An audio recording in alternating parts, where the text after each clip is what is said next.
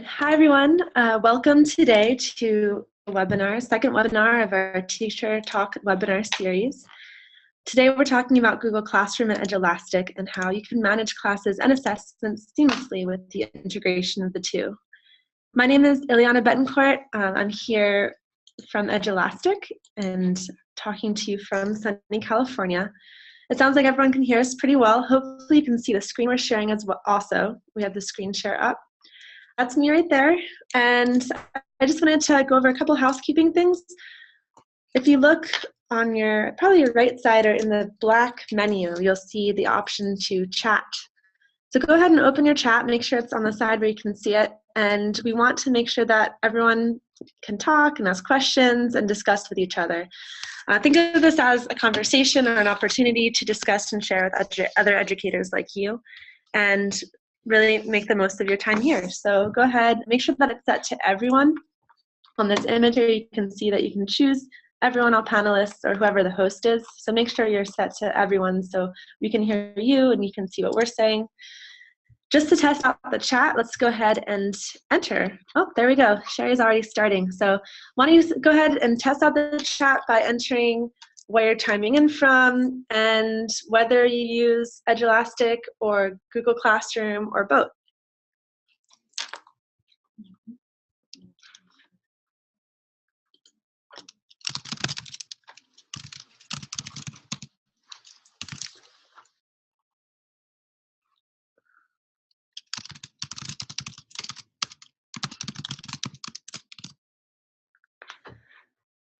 Okay, so we have all together. Oh, interesting. Chat's very active right now. Yeah. Great. Okay, so Google Classroom, and I'm just going to kind of go through and read out some of these. We have a lot of people who are using both, which is fantastic. We have some people who are using them, but separately.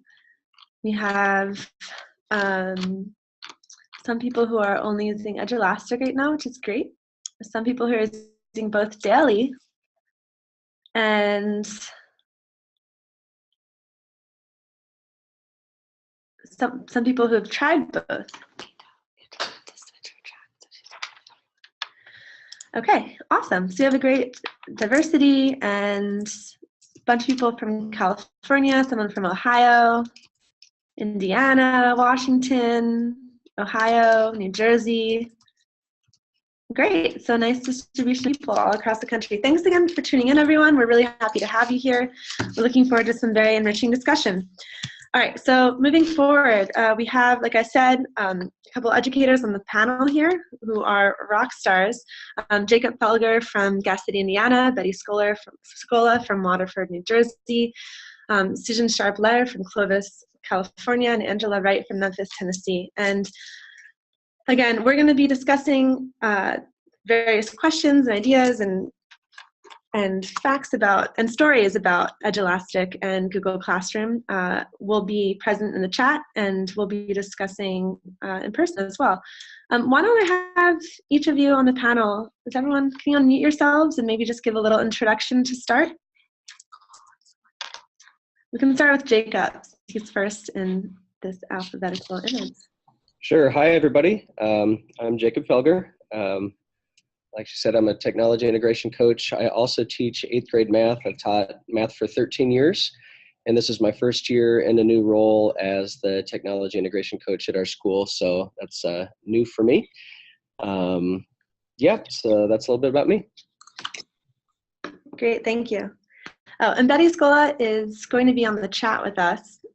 She is feeling a little sick today, but we're very thankful that she can be here in the chat.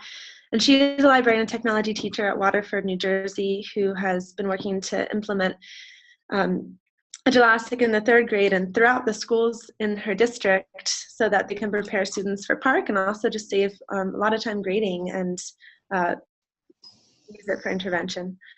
So she'll be present in the chat. She also sent some screenshots that we'll look at to show you how the integration looks. All right, Susan? Hi, yep, I'm Susan Lair, and I've been teaching for about 25 years in different grade levels and junior high, and I've been using Edulastic for the last year, and as a technology coach, integration specialist, we don't know what to call ourselves. It's about the third year of our job. And I do 4 elementaries and a junior high. So Great. that's what I take care of. Thank you, Susan. And Angela. Hi, I'm Angela Wright from Memphis, Tennessee.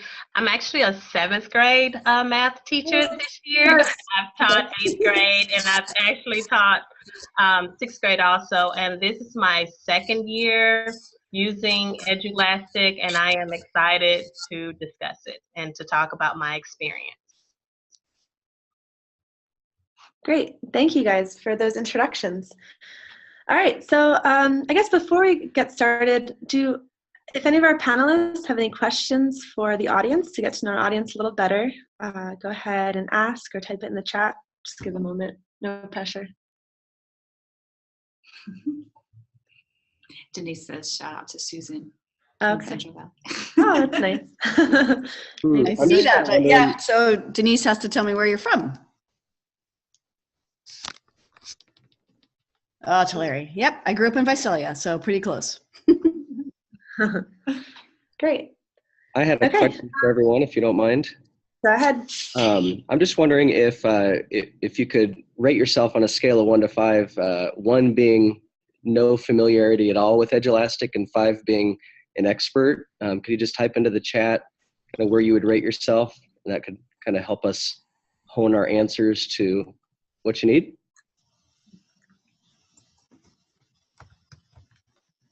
I'm a math teacher. You like numbers.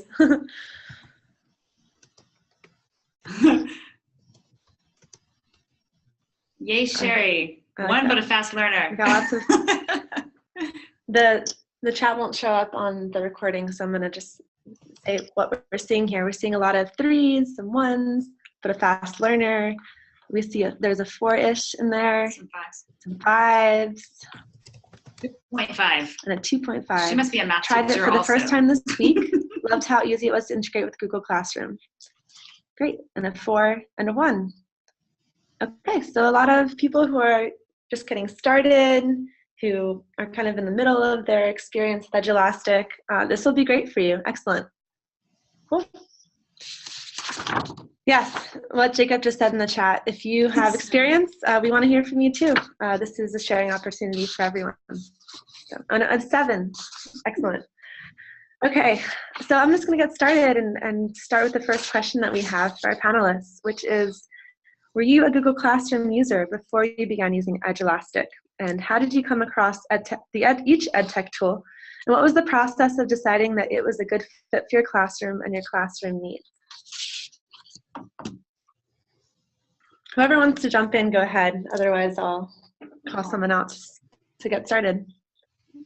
I'll go ahead. All right, thanks.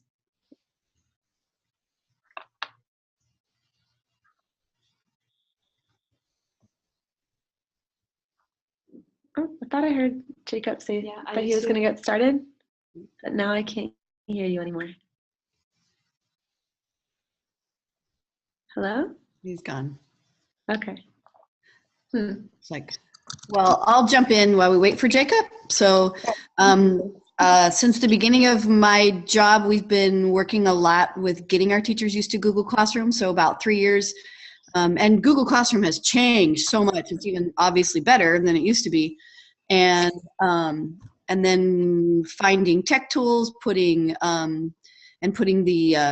URLs in there is so much easier for especially the younger kids. So Google Classroom's been a big savior in getting stuff out to kids to be able to, for them to use it. Great. How about now? Can you hear me? Oh, yeah, we can hear you now. Great. All right, good. I don't know what happened. Yeah, I was actually first a Moodle user way back when, years and years ago. It's still around, but I transitioned away from that to Edmodo, if you've heard of Edmodo, because it was easier. And then I went to Schoology after that and hung out with Schoology for a while. And then kind of reluctantly, I transitioned to Google Classroom. I was a little bit reluctant just because of all the features that I would be losing, to go from, yes, Edmodo, Facebook for Kids. That's very true. So as you know, if you've used these other platforms, they've got tons of features that Google Classroom just doesn't have. But what really won me over was Edulastic, because what I needed was I needed a really solid assessment tool that I could integrate in with Google Classroom, because Google Forms just was not doing it for me. Great as a starter. You can do some types of questions on Google Forms. You can get it done fairly quickly. But when I saw Edulastic and how I could integrate Edulastic with Google Classroom, I was sold. And yeah, the question types in Edulastic are really the thing that hooked me. So. Hey, Jacob, question for you. Do you mostly create your own questions in Edulastic, or do you use the item bank, or a mix of both? When I first started using Edulastic, I actually wasn't aware that there were item banks, so I got really used to creating my own questions. And then when I was made aware that there were item banks, I'm kind of a tinkerer, so I don't like to go through the tutorials, and I missed it. But there's like 25,000 questions in the database. And so as I started looking through those, it has saved me time. But for myself, I like to really hone into what my kids are particularly working on. So it's not often that you're going to find that perfect question to go along with what you need them to learn and what you want to assess them on. So yeah, I do like creating my own questions. Great. Cool. Did we hear from Angela? We didn't hear from Angela. Oh, my experience with Edulastic? Yeah, were you a Google Classroom user before you began using Edulastic, and how did you come across the tech tool? No, we just started with Edulastic on last year when Tennessee went to where we were supposed to use the online testing. Our PLC coach found that the Edulastic had a variety of test questions that align to the test that we were going to take online. And so that was when we started using Edulastic. But no previous experience. This is my 4th year teaching and 2nd year using technology in the classroom. Okay, great. Is your classroom one-to-one? Yes, we are a blended learning school, yes. Is everyone's classrooms one-to-one here? Who here has a one-to-one classroom? We'll put it out that way. Yeah, I should have said that. No, we are ours are not one-to-one. Okay. One-to-one. We have a couple people. Okay. Do you have carts if you're not one-to-one? We have some carts, and some of our schools have computer labs, but not all of them. Most of our classrooms have 6 to 9 computers in each room that's available. Okay. Yay. And I just wanted to, while we're on this topic, just share what Betty had said to this first question. So Betty, who again works as a librarian and technology teacher at Waterford, New Jersey, said that she's been a Google Classroom user since day one. Her job is to find tools that support her curriculum, and she usually tries out a tool and then finds a teacher that might want to try it, and then from there they bring it on board, and if they like it, they bring it to the rest of the district. I know that was their process for bringing Edulastic on board, and we'll share in the chat a link to a recent story about their success with that in the Park assessment. And most of the tools that she finds are through EdCamp's webinars, blogs, just Googling what she's trying to do. She actually found Edulastic with a simple Google search. I think for Park assessment practice. And then integrating Google Classroom was a major plus for any tool that she found because it made setup so easy for her and what her school is trying to do. Okay. And why don't we move on to the next question then? All right, so what was setup like for Google Classroom, and what was it like for Edulastic, and how was bringing them together? And I think we'll just go down the line here just to keep it easy. So we'll start with you, Jacob, if you don't mind. If you're ready. Okay, yep, that's fine. Okay. Set up for Google Classroom, and I think most of you are using Google Classroom, so you know this. You can get it done in about 5 minutes. I can take a new teacher through the setup process literally that quickly. You share the classroom code with your students. They log in to classroom.google.com, type in the code, and they're in. So very easy. I don't know if anyone wants to go through that process. I'm kind of guessing not from the responses in the chat, but feel free to shout something out if you want to go through that process. But Edulastic is also very similar, especially if you integrate it in with Google Classroom. And I can go through that process as well if anyone is interested in how you would actually do the integration. But basically what you're going to do is, yes, okay, I've seen at least one yes, so we're here for you. You mind if I go ahead and share my screen? Please do. Okay. Hopefully that'll work.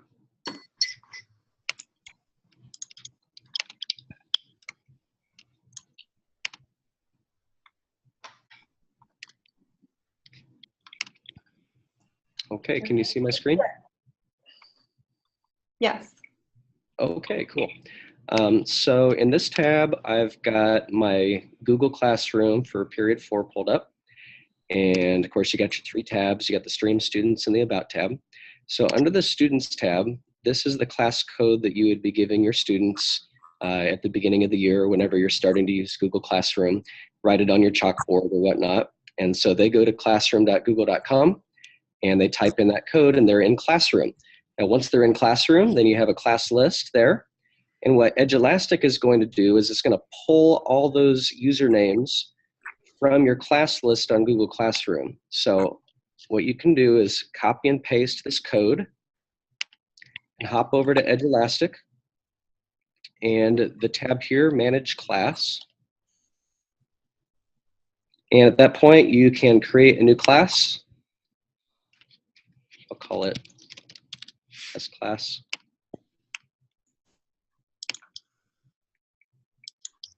Oh, we're in Indiana. We'll say 8th grade. You can give a description if you want to. We'll go ahead and save the class.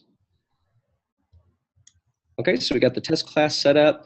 Now, you can share this code with your students, but this is not how you would sync this with Google Classroom. So my recommend is not to use the code, and Ileana, you can correct me if I'm wrong, but my experience with giving students this code here has not gone so well, just because the students can type in the code incorrectly and it might actually link them to another school. That's happened a couple times to me. What you want to do, and the easiest way to do this, is just hit the sync with Google Classroom. And I'm going to paste in the code straight from period 4 and hit sync. That's a Google Classroom code, right? Yes, yes. So I'm grabbing the code from right here on the class code for this period 4. And it's going to perform the sync, and then all of my students will now be enrolled in the test class. Okay. And I can't see the chat while I'm sharing my screen, so I don't know if anyone has any questions. I don't see any questions, but if anyone does, go ahead. We invite you to ask. Okay, now one thing to make sure of is when your students get onto Edulastic, let me go ahead and log off.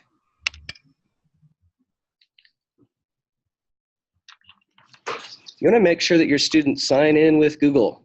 Okay, don't let them, I did that a little quickly. So it's the red button at the bottom. Don't let them start typing in a username, email, and password.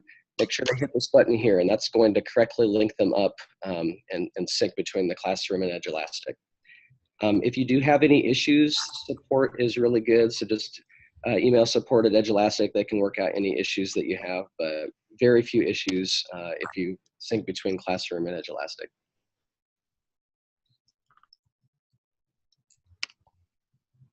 Okay. Great, sounds good. Thanks for the overview there. That was fantastic. And Laura in the chat says we've got a lot of new kids in the middle of the year, and she's just been able to click sync with Google Classroom each time to get them all set up and make sure that it's up to date. Okay. Did we answer this question? I've synced other programs with Google Classroom, but did not use the class code. Do you need the class code to sync with Edulastic? So I think that question was just answered. You can just click the sync button and it'll sync up with Google Classroom, right? You have to put in your Google Classroom code. Yeah. Yeah. So you click the sync button and then you put in the Google Classroom code that you want to sync it with. Yes. Yeah. And then the students already all have accounts. So the students don't need to put in the class code or anything. They can just click straight through from Google Classroom. Okay. Great. Thanks for that wonderful overview, Jacob. That was good. A nice visual for anyone who hasn't seen those steps or just wants a clear understanding of how to do it. So I guess, Susan or Angela, if you have any comments on how setting it up was for you, that'd be great. And my next question actually was, could you walk us through your process of using Google Classroom and Edulastic integration? So if you have any stories or descriptions of how that went for you, or ideas or surprises, anything like that.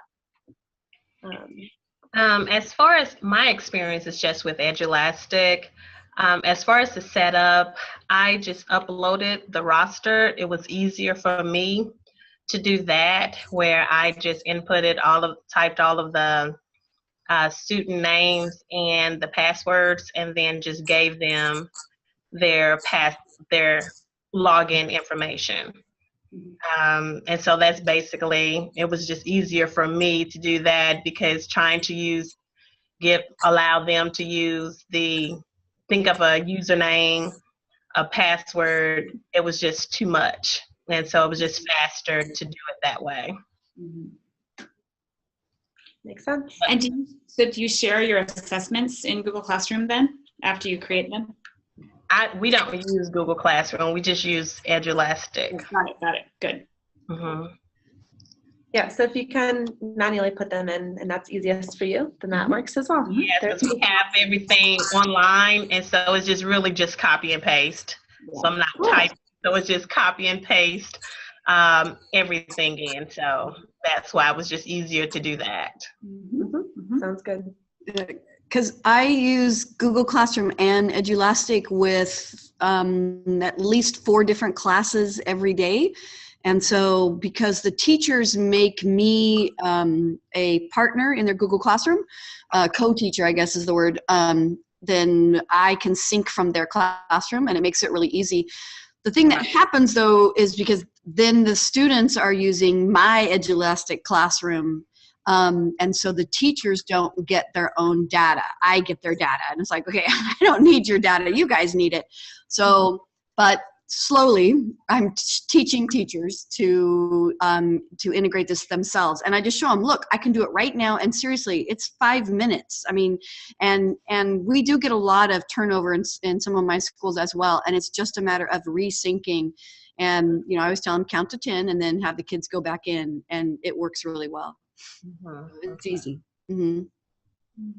Great. So it sounds like a quick, easy setup overall. Sorry, one more thing, because people are talking about whether it's an announcement or an assignment, and that's really up to the teacher. I tend to make it an announcement because I don't need my students to hit the turn-in button. But if you want to make sure you see that, then you should make it an assignment. That you've got to understand the 2 different things that happen in Google Classroom with that. Susan, is that an easy thing for you to share? What's that? On your screen to show the differences? Oh, the differences? I didn't know if it was an easy thing to have. I've never done that before. I think so. If I do that, then let's see. Stop sharing your screen. I don't know. I'm afraid to push too many buttons, I guess. Yeah, no, it's okay. I was just wondering. So Jacob might have his up. Jacob, if you have your Google Classroom open, he could show him the difference. But sure, I can show him if you want to. Oh, great, thanks. Since he's already shared, but yeah, you just have to understand the difference between an announcement and the and whatever the one is, assignment. The turn-in button is the big deal. Mm-hmm. I make it because most of my students are 3rd or 4th graders, so I choose assignment so that, I choose announcement so I don't have to tell them about the turn-in button. But my junior high students, they use the turn-in button. It just helps the teacher. Right. So the benefit of doing an assignment is that the teacher sees in Google Classroom who's finished, as opposed to having to go to Edulastic to see. Right. And the benefit, but the drawback of that is that in order for that to work, the students need to go to Google Classroom and click an additional button. When they're finished with their Edulastic assignment, they need to go back to Google Classroom and click turn in, which is an extra step for them. Is right. Yeah, that's true. Plus the other thing though is I don't want to necessarily encourage my teachers to use Edulastic as a self-paced. I mean, you can, but the real power in Edulastic is real-time data, real-time answers, real-time helping students right then and there how they're doing. And so if it's self-paced, then you don't get to respond back to the students until later. So I kind of don't, as a technology kind of coach person, I don't encourage that. I don't know if that makes sense. But. And so if you assign it as an assignment, as an announcement, then it allows the students to click through to right. get to the Edulastic assessment without logging in, but then you have to go to Edulastic to see whether it's not. Right. Yeah, terrific. We have a bunch of, so Jacob was going to show. Yeah, I'd like to clarify some semantics too, because it's a little bit confusing. In Edulastic, when you create a test or a worksheet or something that you made digital, they're called assessments. And then when you go to give an assessment, you create an assignment. So there's a little bit of overlapping language there. So you have to start with an assessment, and let's just grab a random assessment here. And then you're going to assign that assessment through Edulastic to whatever class you want to assign it to. And at least from the scale of 1 to 5, it seems like people might be familiar with this process. And I can't see the chat again because I'm sharing my screen. So I can slow down if I need to. We're watching it for you. We'll let you know, yeah. Okay, all right. So you can assign this to multiple class periods. If you start typing in the names of the class periods, I'm just going to assign it to my test class so I can delete it after we're done. And this is called an assignment then. But when we actually create the assignment in Google Classroom, that's when you need to distinguish between, do I want to make this in Google Classroom an assignment or an announcement? So before I do that, there are some options that you can check. As far as, do you want the assessment to open automatically or manually in class? If you're going to post it in Google Classroom, you want to start with having that open automatically on the start date, because it won't let you post to Google Classroom unless it's an open assignment. That's right. So I'm going to go ahead and hit the assign button to my test class. And it gives me this button here. Now, if you don't get this button, it's because you either selected open manually in class or I think that's the main reason. So you should get this button here if it's open automatically. Click on Google Classroom, and this is where you actually post it. So for me, I'm going to select a class. And after I select the class, this is where you can choose to make it an assignment or an announcement. It's already an assignment in Edulastic, but am I going to post it to Google Classroom in a way that requires the students to respond, or just makes an announcement that they can see the link to get to the quiz? They'll be able to get to the assignment on Edulastic either way. It's just, do I want a response or do I not want a response? So I usually do announcements. Now you can select multiple classes. So it's a little bit confusing at first because you're expecting to be able to select multiple classes here, and you can't. You just start with a class and make an announcement, and then you can select multiple classes, or you can assign this just to a particular student, which is a recent update to Google Classroom, which is kind of cool. That's cool. And you can edit the note if you want to, give it a topic, and then this is your link. Oh, So, Jacob, can I add one thing where it says you're expected to complete this assignment? That's where I put the date that they're going to be working on it. Because sometimes in Google Classroom, you know, there's so many things for them to do. And so I make sure, yeah, those words right there, you're expected to complete this assignment, you can edit that. And so I put the date, because I have younger kids, you know, in the classroom, and a lot of them are like, which one do I do? And you're like, well, you know, what's today's date? So choose that one. So yeah, I always, I often start with the date. And so just to get the kids used to look for the date so that they know which one to do. I don't know why they scroll sometimes and they find weird stuff that's been there for weeks. You know, what's up with that? Anyway, so yeah, so adding the date to me is a biggie. And Sherry just pointed out that announcements don't show up on the class calendar. So if you're trying to keep track of assignments in Google Classroom, then do it as an announcement, it won't show up. So it's another thing to consider. Cool. That makes sense, yeah. Also, if you assign this a topic, that can help sort your posts that are made in Google Classroom. So if you are not familiar with that, you can use topics, and then your students will see on the left-hand side. So I want all the posts relating to functions or Bellwork quizzes, and that can also help them kind of sort through the large stream on Google Classroom. Yeah, very helpful. One more thing then, if you do want to post to Google Classroom, but you don't want to open the assignment right away, go ahead and make the post and say that you want to open automatically in class. Once it's posted on Classroom, you can go back to Edulastic and view the assignment and just pause it. That way the students won't be able to answer right away.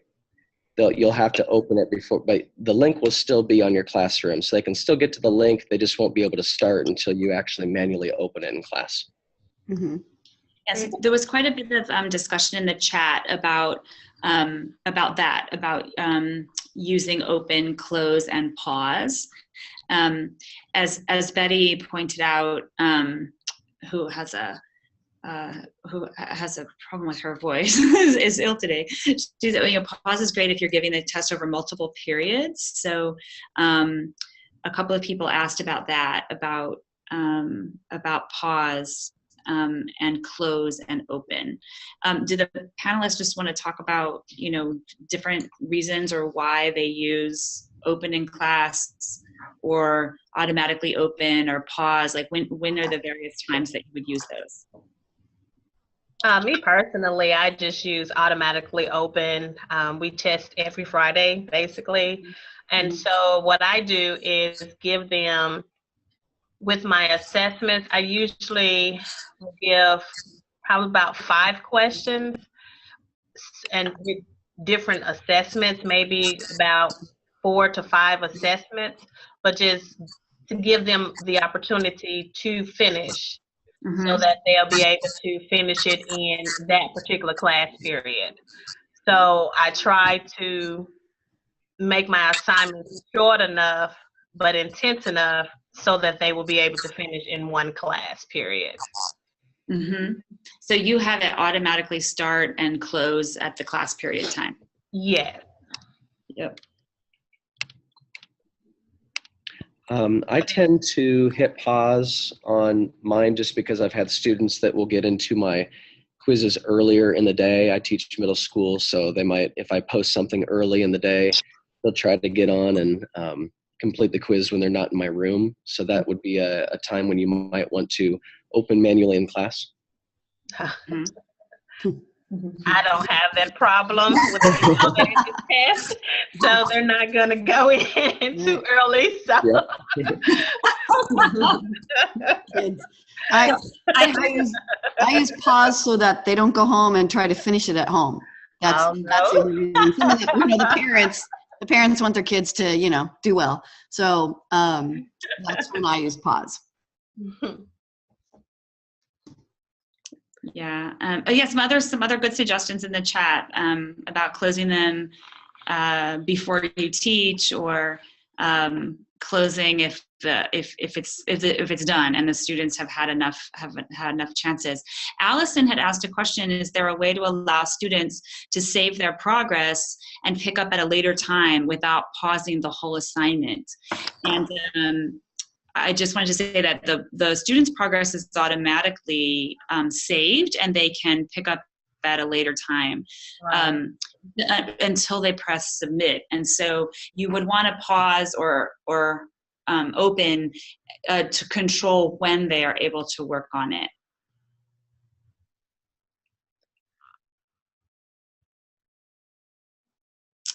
Okay. I heard a funny story today from one of our district administrators who said that they had a student who knew that the teacher was going to open the assessment and stayed home from school to wait for the assessment to be open and log on and find the questions. You know, I feel like, you know, if they would spend that much time studying, it'd be way easier. Way easier just to learn the material. Wow. And then let's see. Oh, in the chat, I'll just read this out also. Betty says that she uses close if she's given enough time and a student still hasn't submitted whatever they don't finish, it's wrong. And Laura said that I don't close them until after a first formative assessment before reteaching or enriching. Okay. I do also want to point out the redirect feature. I don't know if our panelists use that. I use it all the time. It's the best. Yes. You want to talk a little bit about how you use redirect? Oh, I love it. And part of it is because I don't know the students very well. I see them once a week. And so the teachers, they tell me, you know, we want to work on decimals, or we want to work on, you know, whatever language arts it is. So I find the assessment, I put it in their Google Classroom for them, and then we open it up, and I tell the kids, you know, you guys, you got to get 80% or better on this particular test. And, you know, then, you know, Speedy Gonzalez, they're all done fast. And I'm like, you got like a 25%. So let's start over. And they don't believe me that I know that right away. And so I just redirect it. I click on them all, redirect them, and it goes straight back into their menu or dashboard. And, you know, there's a couple ughs, you know, and then they get started, and guess what? They get like 80% the next time, you know. And today it's so crazy. I have kids, they're lining up at my computer. What did I get? What did I get? I don't want to hit submit yet. What did I get? Because they don't want to be redirected, you know. And so, I know. I'm still looking at the teacher going, okay, like they want to know what their score was right now, you know. So that's pretty crazy. So the redirect button is so great. And you know, plus a lot of times, you know, you got that kid that they get upset at themselves that they missed one, you know, and so I can call them over real fast, and I go, hey, go back and redo number 5 real fast before you hit submit, and then let's talk, you know. And so that helps with some of that kind of thing for some of the students, you know, who, you know, the ones that, you know, those ones that get a little I guess OCD, but anyway, not like me, but, and so that part's really great. So the redirect feature is huge and easy. I was surprised how easy it was. It took seconds. Once in a while, our internet is weird. I'm sure everybody's is, and it could take a couple minutes to connect, but that does not happen very often. It's super easy. Well, I've only had to use redirect on my own once, and then after that, the students have gotten used to it, so they come to me asking me to redirect their assignment. Yeah, so if they know they want to get a higher grade, they'll just ask me, and so I think that they love the feature more than I do. So you guys, it sounds like you guys are using it to give students another opportunity, another bite at the apple, as it were. They love the feedback. It's amazing. Right. And then a lot of the times, if a lot of the students, depending on the wording of the questions, I would do a reteach and then give them the opportunity to retake the assessment. The green boxes. There's a lot of chat going on about how students love to see their scores and they love to see the boxes turn green. And That's fun. I wanted to point out that another way to use the redirect is for students who are absent. So if you gave an assignment and the students were absent, you could go ahead and close the assessment as long as you haven't released grades, and you can redirect the assignment to the absent student, which opens it just for that one student and not the whole class. Okay. Mm-hmm. Yeah, that worked well. I had to do that today a little bit too, and it worked really well. I think somebody had asked that question a while back, if there was a way to open an assessment just for one student, and redirect would be the way to do that. Let me, just in case we have some new folks on, I was going to show my screen. Okay, go ahead. Let's see. Just time check. We have 15 minutes to go. Okay. All right, let me see, share screen. Are you, on the note of data, since we're chatting about data too, just a quick plug for next week. Our next week's webinar is on data, so stay tuned for that and make sure you're registered, and we'll hope to see you next week too. All right, so Leslie's sharing your screen now. So I was just, for the folks that are new to Edulastic, I wanted to show how to get to redirect that we were talking about. So I'm here on a demo teacher's class, and this is the dashboard. And so let's say I have period 4 math class. I'm working on this assignment right here. This is the real-time data that we're talking about, and then you'll see how you have some students, and you just click redirect here to give Rosa another shot at it. So it's really an easy and powerful feature.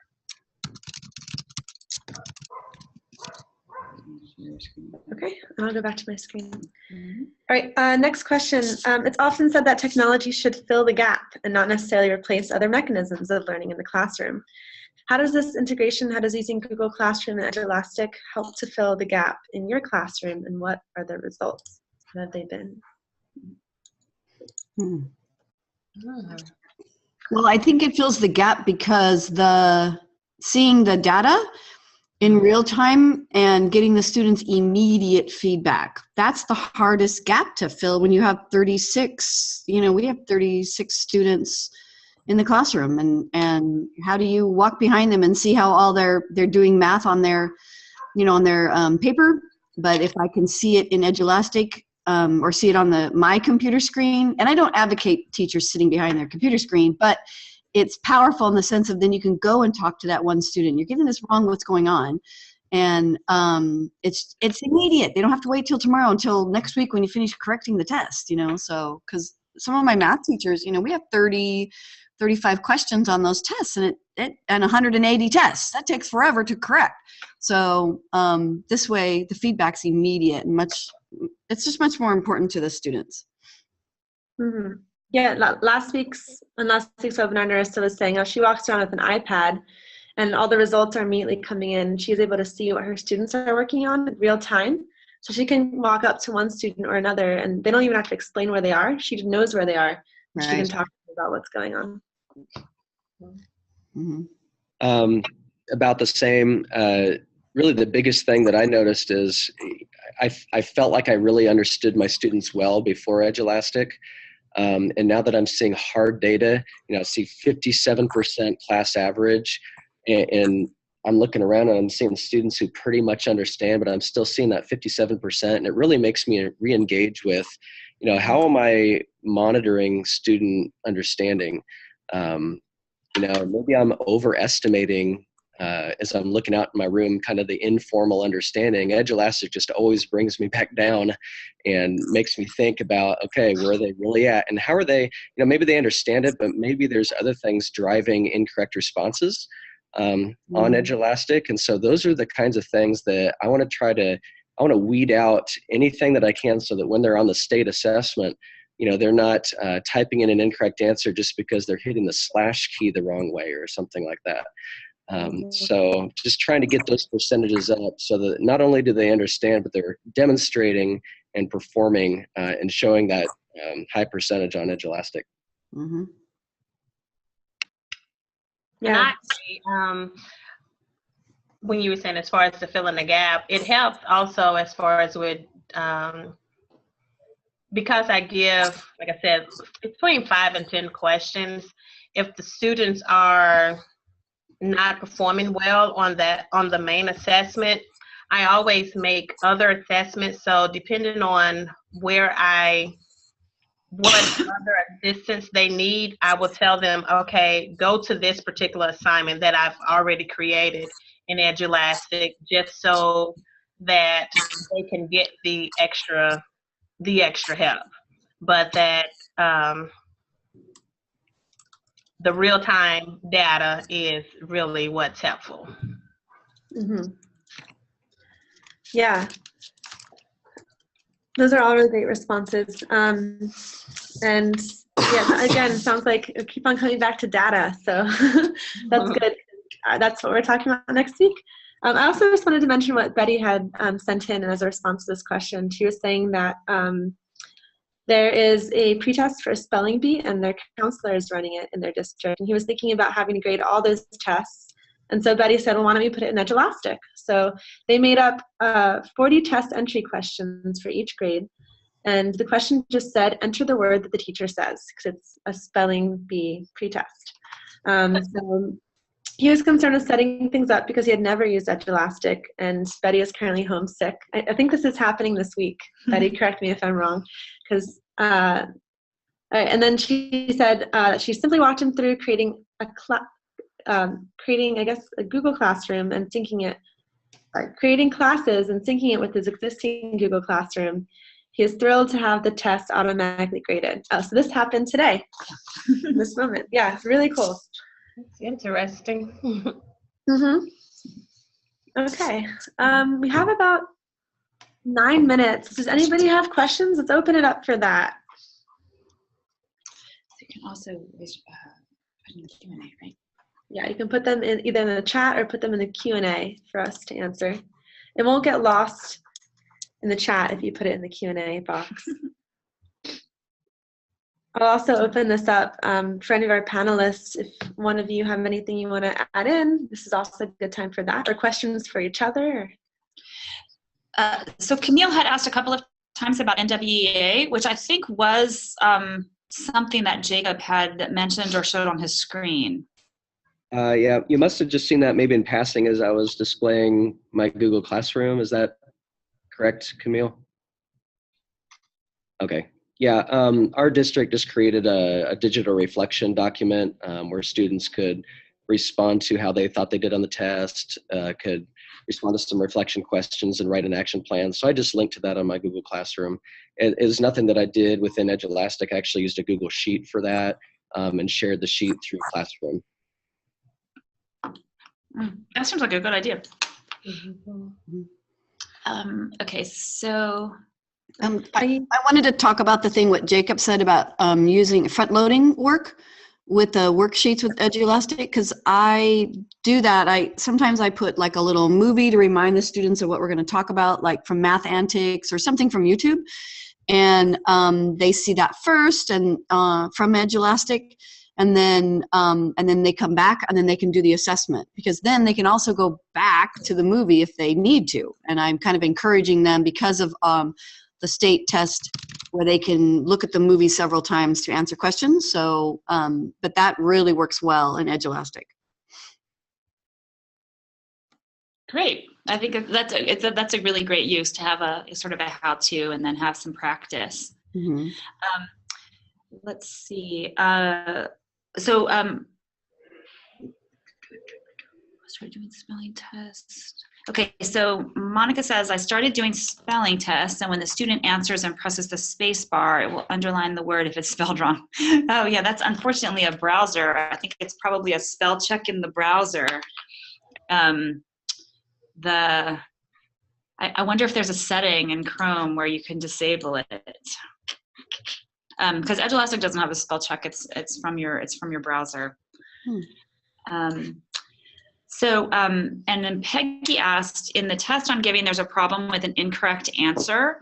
So if you're not so there's a couple of things that you can do if there's an incorrect answer in a question. You can duplicate the question. I would recommend duplicating the question and correcting the answer so that you can go ahead and use it in your test right away. And then either send a message to support with the question ID, or you can flag it. There's a flag this question in there, and it'll or it says report a problem, and then our content team will go and fix it in the original too. Thanks for pointing that out. Sometimes authors get things wrong. Okay, let's see from the library. Okay, so let's see. So then Marissa asked, do students get immediate feedback after each question on the screen, or is the only way to show this to display my data view on the projector? So students don't get can get immediate feedback after the whole assessment is over. You can show them their scores immediately, and they can drill down into their initial scores.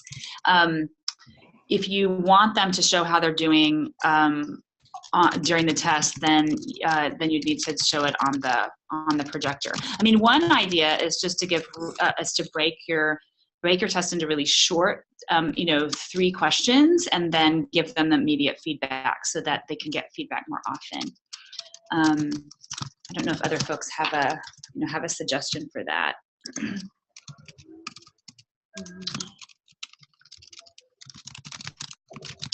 Well, that's what I do. The less questions, the faster you can give the students feedback. And so you do really short ones, and then they get feedback, and then you do another really short, short burst. Yeah. Okay, if you want to link to a video, link it through Google Drive. Oh, this was Jacob's tip about linking to YouTube if your district blocks it. That's funny. I also had to disable the Google Chrome built-in spell checker. Okay, great. That's a great resource. Thanks, Jacob. Yeah, so Peggy, if you find an issue, then you can either duplicate that question and make it your own, fix it, or you can let us know and we can look into it on the back end. Oh, I would do both. That way you can solve your immediate problem, and then and we can get it fixed for others. Yes, we want everything to be as accurate as possible.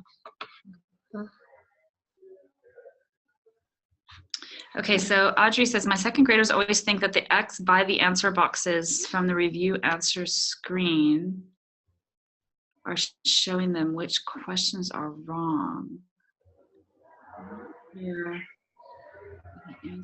Yeah, my students think that too. Where is this?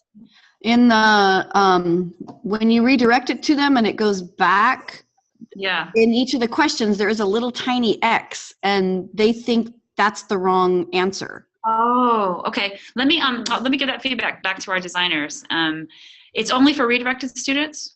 I think so. Maybe I haven't done enough assignments as a redirected student, so we will check into that. Thanks a lot for the suggestion, Audrey. Mm-hmm.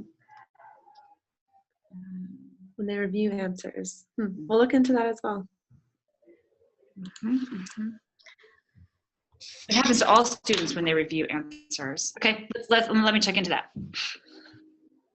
I know that sometimes people, that sometimes students get confused. It's one of the things for educating students, that on a drag and drop question, you can exit, meaning that you want to get rid of that and try another answer. It doesn't mean that it's wrong. So I know that some students get confused there as well.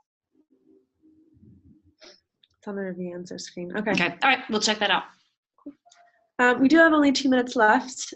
We can continue the Q&A a little bit longer, but with the limited time, I know people will have to hop off in a couple of minutes. So I just want to shout out that next week we have our final webinar in the Teacher Talk webinar series called Dig Into Data.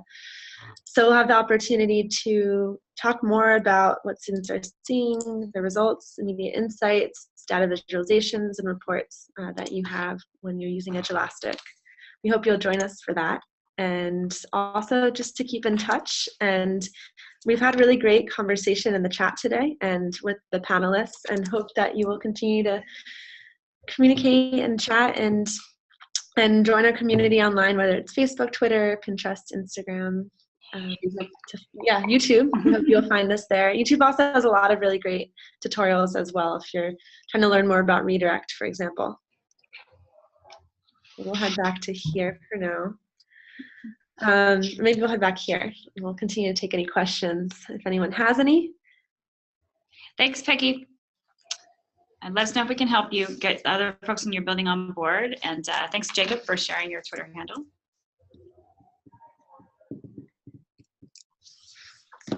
Betty Scola did say that if you are trying to get support from your principal, other school leaders, sometimes a really good way to do that is to give a test and show the admin the results, and they will be begging to find out more.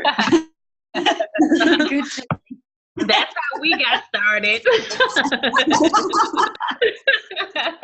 Especially if you have to give them reports regularly, then it's like that would be really helpful for them to get it themselves. That's exactly what happened to us. Cool. A lot of agreement in the chat. Thanks for joining, Allison. Thank you, Marissa. Thanks, Eddie. Thank you, Sarah. It's been a really good conversation. We'll send out a recording in case you want to share it with others or refer back. And a big thank you to our panelists, Angela, Betty, Jacob, and Susan, answering these questions and sharing your screen. If anyone has any follow-up questions, feel free to send an email as well.